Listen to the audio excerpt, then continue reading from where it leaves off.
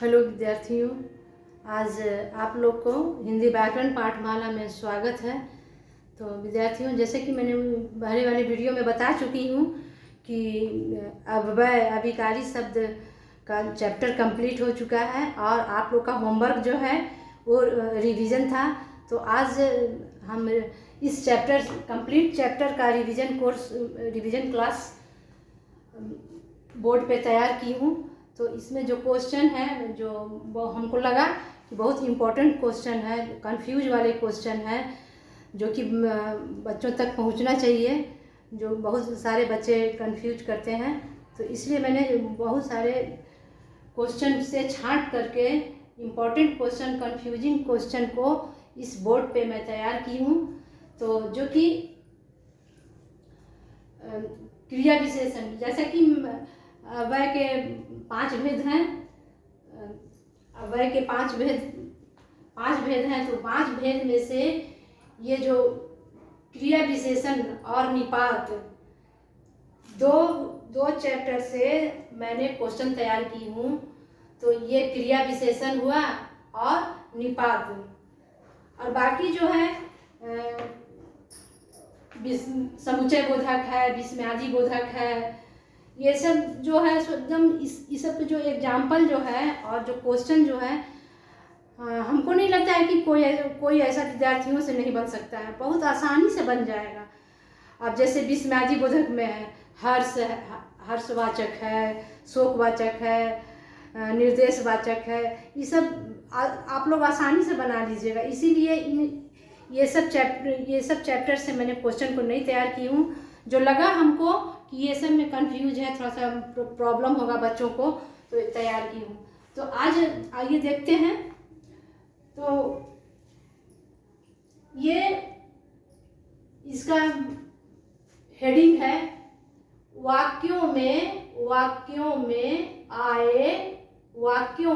आए क्रिया विशेषण। वाक्यों में आए क्रिया विशेषण पदों को छांटकर उनके भेद भी लिखिए। कहता है, हेडिंग कहता है कि वाक्य में आए क्रिया विशेषण को अलग छांटकर लिखिए। अलग जो ये हेडिंग दिया हुआ है क्रिया विशेषण का, इस लाइन में लिखिए, इस कॉलम में लिखिए, और क्रिया विशेषण के भेद भी लिखिए। तो जैसा कि मैंने आप लोग को बता चुकी हूँ, पढ़ा चुकी हूँ, समझा चुकी हूँ कि क्रिया विशेषण के कितने भेद हैं। क्रिया विशेषण के 4 भेद हैं। कौन कौन? तो कालवाचक, स्थानवाचक और परिणामवाचक और रीतिवाचक। ये 4 क्रिया विशेषण के भेद हैं। यही 4 भेद को इन वाक्यों से, इन उदाहरणों से छांट करके क्रिया विशेषण के कॉलम में लिखना है और उनके भेद के कॉलम में लिखना है। तो देखते हैं फर्स्ट क्वेश्चन है, उसमें देखते हैं क्रिया विशेषण कौन है और ये कौन से भेद का है, क्रिया विशेषण के कौन से भेद का है। तो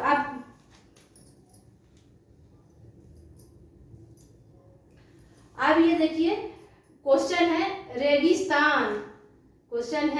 रेगिस्तान में ऊंट तेज गति से चलता है।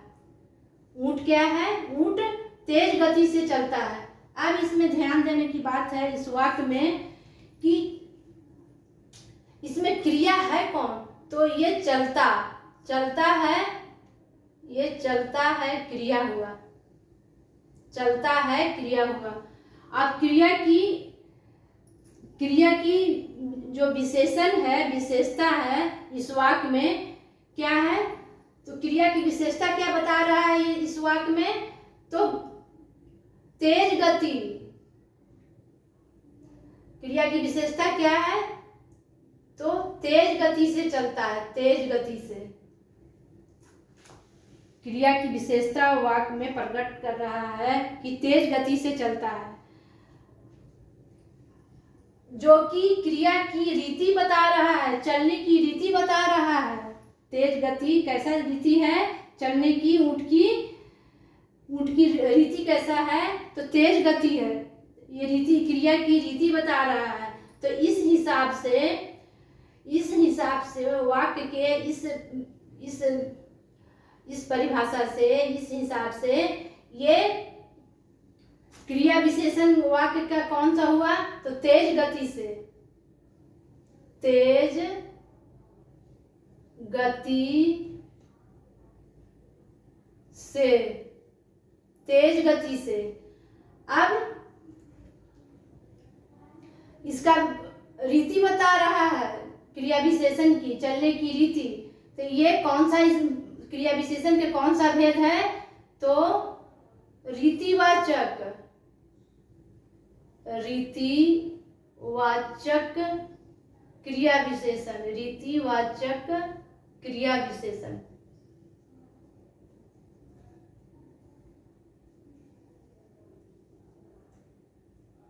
रीतिवाचक क्रिया विशेषण। अब देखते हैं खा में, देखते हैं खा को, देखते हैं क्या है वाक्य। सूरज पश्चिम दिशा में धीरे धीरे छिप जाता है। सूरज की जो छिपने की जो रीति है, क्रिया है, कैसा है, तो धीरे धीरे छिपता है। सूरज कैसे पश्चिम दिशा में छिपता है, तो धीरे धीरे छिपता है। तो इसमें क्रिया कौन हुआ, इस वाक्य में क्रिया कौन हुआ, छिप जाता है। छिपना एक क्रिया हुआ, इस वाक्य का क्रिया है छिप जाता है। और इस क्रिया का विशेषता क्या है, विशेषता है धीरे धीरे, विशेषता है धीरे धीरे, जो कि ये क्रिया का रीति बता रहा है, क्रिया की रीति बता रहा है कि धीरे धीरे छिपता है। तो इस हिसाब से वाक्य में क्रिया विशेषण कौन से अव्यय है, क्रिया विशेषण इस वाक्य का अव्यय कौन है, तो धीरे धीरे, धीरे धीरे।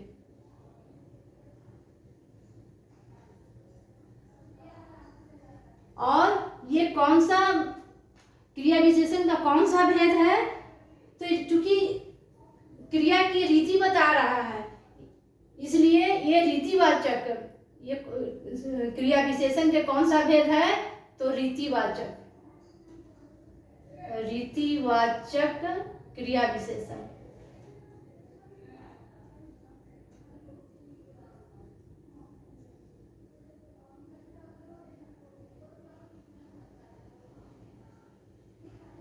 रीतिवाचक क्रिया विशेषण। अब क्वेश्चन नंबर ग को देखते हैं। मैं बहुत देर तक उससे झक मारता रहा, मैं बहुत देर तक उससे झक मारता रहा। अब इसमें इस वाक्य में, इस वाक्य का क्रिया कौन है, तो झक मारता रहा। इस वाक्य का क्रिया झक मारता रहा। और क्रिया की विशेषता क्या है, बहुत देर तक, देर तक, बहुत देर तक। क्रिया की विशेषता कौन क्या है, तो बहुत देर तक झक मारता रहा, बहुत देर तक। तो अब ये बहुत देर तक जो ये है, ये कौन सा अव्यय है, कौन सा अव्यय है, तो ये समय का आभास करा रहा है। बहुत देर मतलब काफी लंबा समय तक उससे बहस करता रहा, बकवाद करता रहा, विवाद करता रहा। तो ये समय का आभास करा रहा है। ये जो बहुत देर तक जो अव्यय है, ये वाक्य का समय का आभास कराता है। तो इसलिए ये क्रिया की विशेषता, क्रिया विशेषण, इस वाक्य में क्रिया विशेषण बहुत देर तक है, बहुत देर तक है। और ये क्रिया विशेषण का कौन सा भेद है, तो कालवाचक, कालवाचक है, कालवाचक क्रिया विशेषण। बहुत देर तक,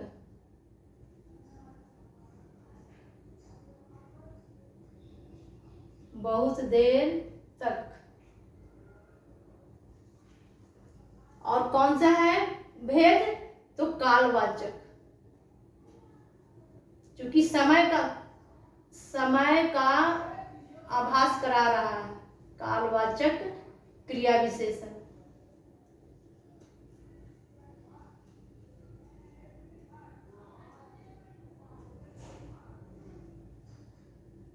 कालवाचक। अब क्वेश्चन नंबर घ को देखते हैं। क्वेश्चन नंबर घ में है वह मैदान कोई मैदान है जो कि सामने है। वह मैदान दूर दूर तक फैला हुआ था। वह जो मैदान जो है वाक्य का, वह कितना है तो बहुत दूर दूर तक फैला हुआ है, काफी दूर दूर तक फैला हुआ है। मैदान फैला हुआ है दूर दूर तक, काफी दूरी में मैदान है। तो इसमें इस वाक्य का क्रिया कौन हुआ? फैला हुआ। और क्रिया की विशेषता क्या बता रहा है? अव्यय कौन है? तो दूर दूर तक, दूर दूर तक। क्रिया का अव्यय कौन है? क्रिया की विशेषता क्या है? तो दूर दूर तक, दूर दूर तक। तो ये स्थान का आभास करा रहा है। मैदान जो है स्थान का, किसी स्थान, मैदान स्थान का आभास करा रहा है वाक्य में। तो ये क्रिया विशेषण का कौन सा भेद है? तो स्थानवाचक। पहले सबसे हम लिख लेते हैं पहले कि ये क्रिया विशेषण कौन है? तो दूर दूर तक, दूर दूर तक, दूर। और भेद है स्थानवाचक। क्रिया विशेषण का भेद है स्थानवाचक। स्थानवाचक क्रिया विशेषण।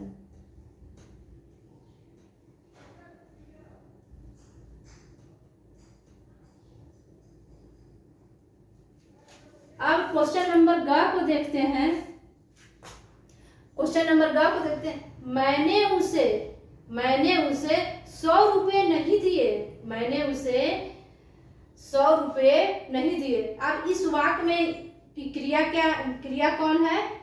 तो नहीं देना, नहीं दिए। देना एक क्रिया हुआ, देना एक क्रिया है, उसमें नहीं लगा हुआ है, इसलिए नहीं दिए एक क्रिया है, वाक्य का क्रिया है। और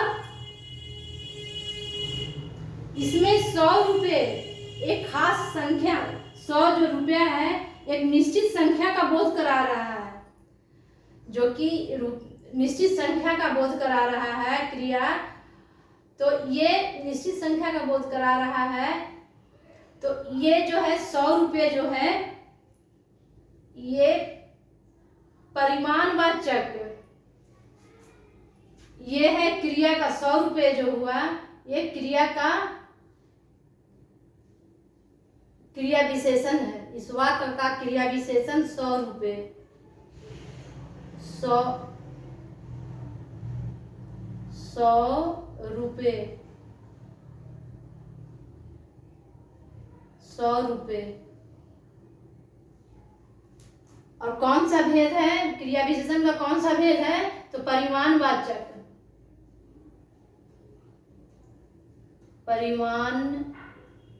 परिमाणवाचक क्रिया विशेषण।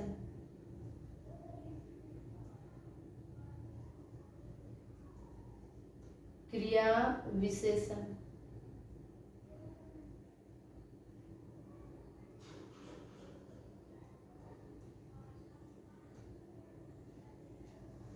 अब क्वेश्चन नंबर 4 को देखते हैं।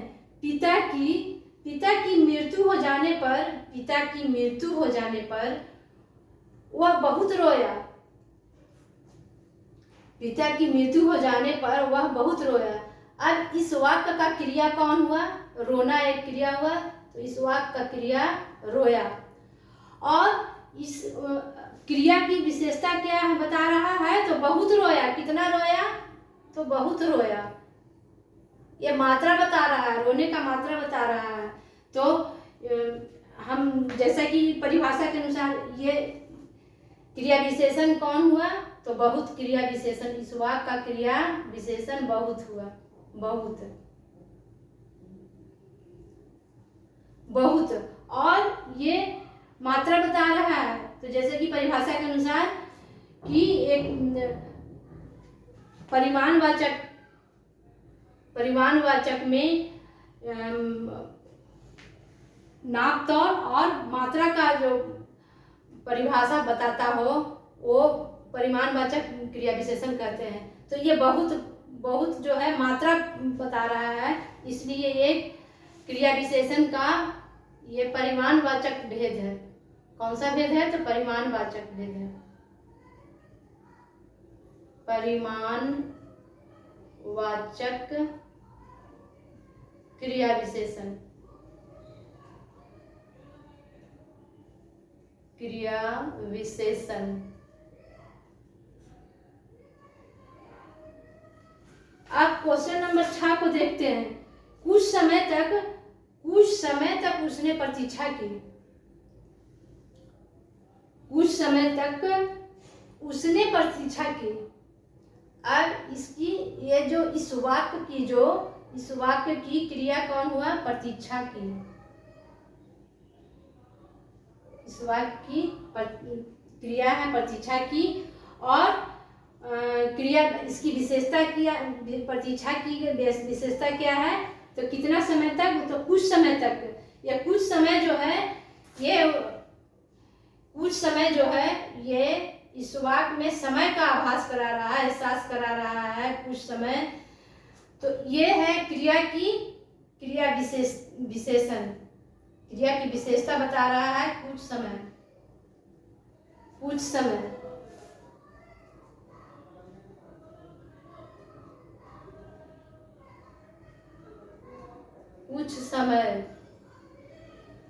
समय और ये क्रिया विशेषण का कौन सा भेद है?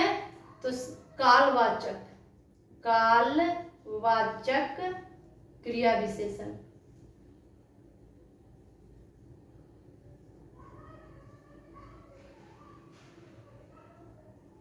कालवाचक क्रिया विशेषण।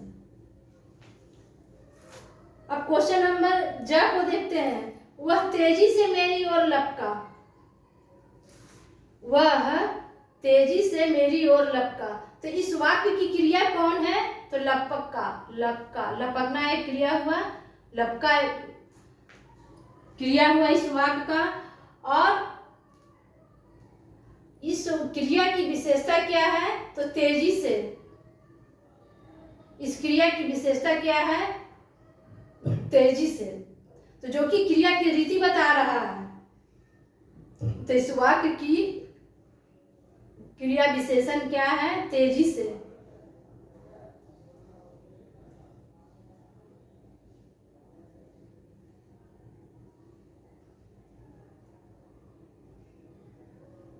तेजी से। और भेद कौन सा है? तो चूंकि क्रिया की रीति बता रहा है तो रीतिवाचक क्रिया विशेषण है। रीतिवाचक क्रिया विशेषण।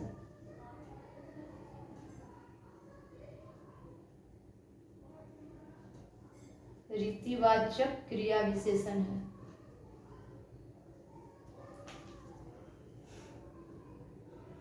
अब क्वेश्चन नंबर झा को देखते हैं।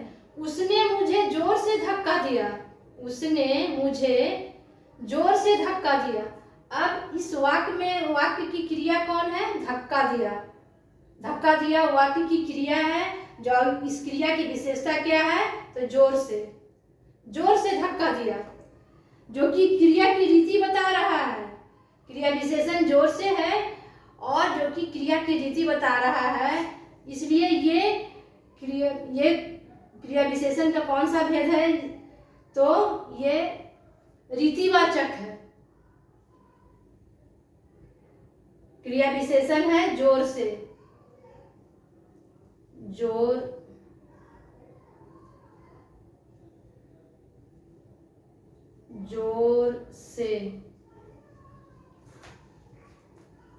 चूंकि क्रिया की रीति बता रहा है इसलिए रीतिवाचक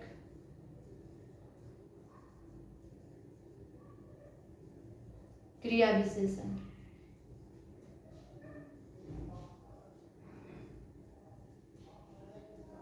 रीतिवाचक क्रिया विशेषण है। अब देखिए, अब दूसरे चैप्टर से हम जो क्वेश्चन तैयार किए हैं वो है निपात। ये जो है इसी अव्यय के 5वां भेद है, निपात है, उसी से मैं क्वेश्चन तैयार की हूँ, जो कि थोड़ा सा कंफ्यूज जैसा है। अब इसको देख लेते हैं। निपात के परिभाषा तो बता ही चुके हैं कि जो वाक्य में आए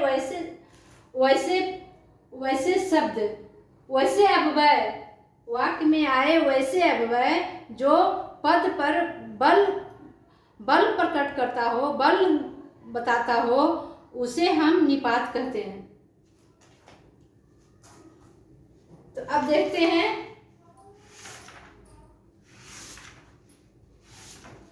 ये देखते हैं एग्जाम्पल, देखते हैं यहाँ पे एग्जाम्पल। वाक्यों की पूर्ति, हेडिंग है वाक्यों की पूर्ति निपातों से कीजिए, वाक्यों की पूर्ति निपातों से कीजिए। अब देखिए, गौर करने की बात है, ये जो हम ऑप्शन दिए हैं, ये जो ऑप्शन है क्वेश्चन का, वाक्य में जो ऑप्शन दिया हुआ है, ये सारे ऑप्शन निपात हैं। ये सारे क्वेश्चन में जितने भी ऑप्शन दिया हुआ है ये सारे निपात ही हैं।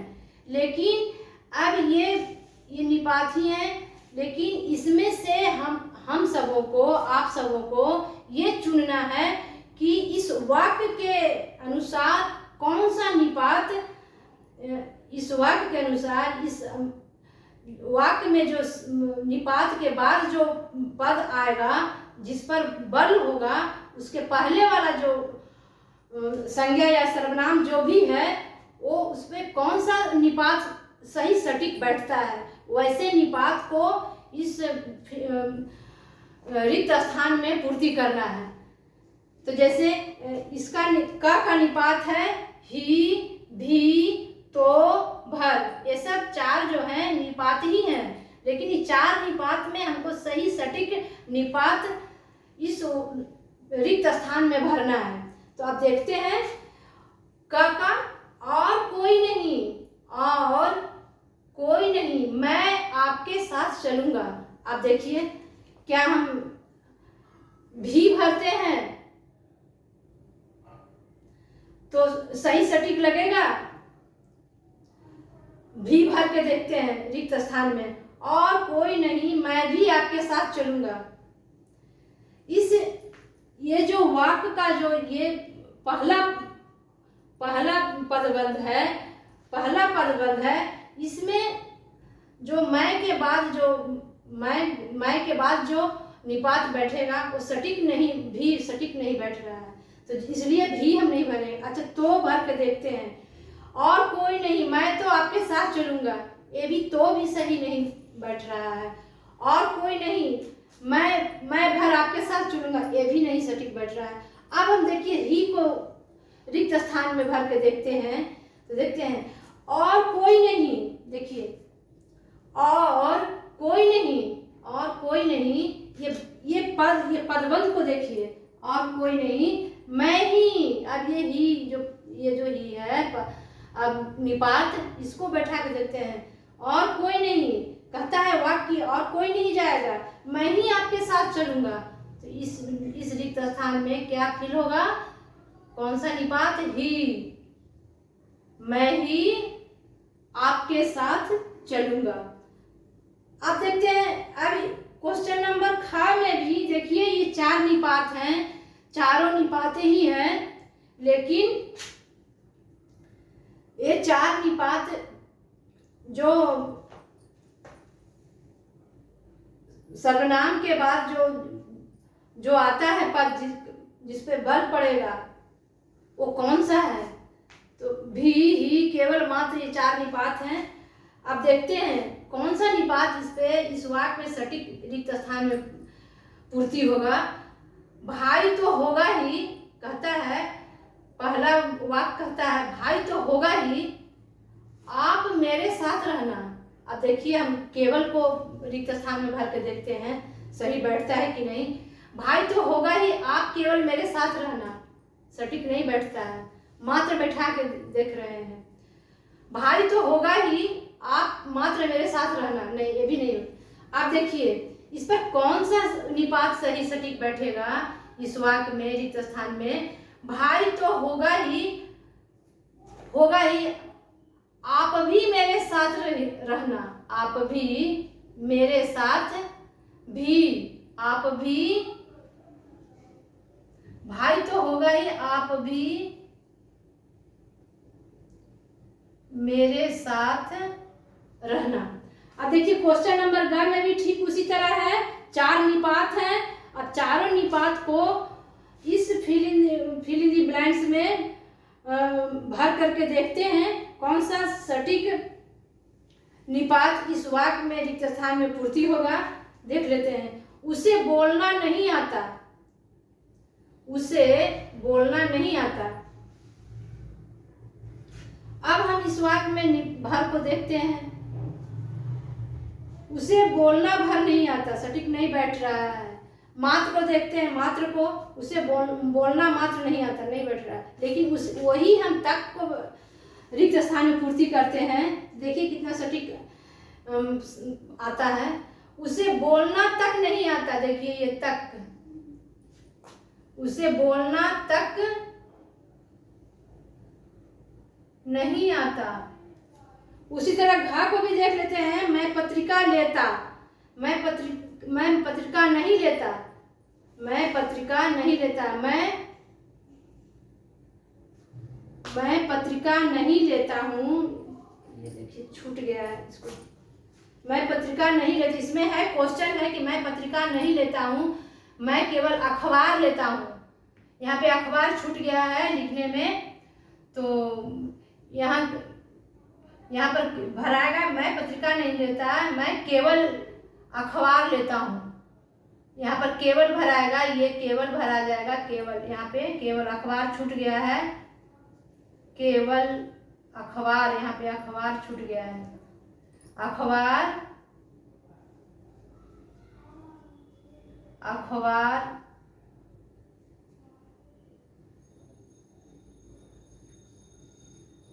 अखबार लेता हूँ। अब देखिए क्वेश्चन नंबर ब को देखिए। उसके भरोसे न रहना, उसके भरोसे न रहना, उसे लिखना भी नहीं आता। तब देखिए उसी तरह ही केवल तो है,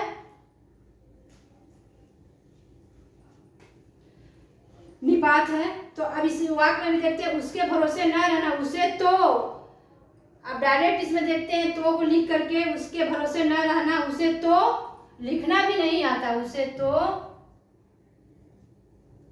लिखना भी नहीं आता, तो निपात भरा है इसमें। तो अब आज का वीडियो तो यही, इस चैप्टर आज कंप्लीट चैप्टर हो गया, क्रिया अव्यय का कंप्लीट चैप्टर हो गया, रिवीजन क्लास भी हो गया। तो इसी तरह विद्यार्थियों रिवीजन करते रहिएगा, होमवर्क को देखते रहिएगा, बनाते रहिएगा, समझते रहिएगा, पढ़ते रिवीजन करते रहिएगा। अब अगले जो हम आप लोग के पास वीडियो पहुंचाऊंगी वो है पदबंध।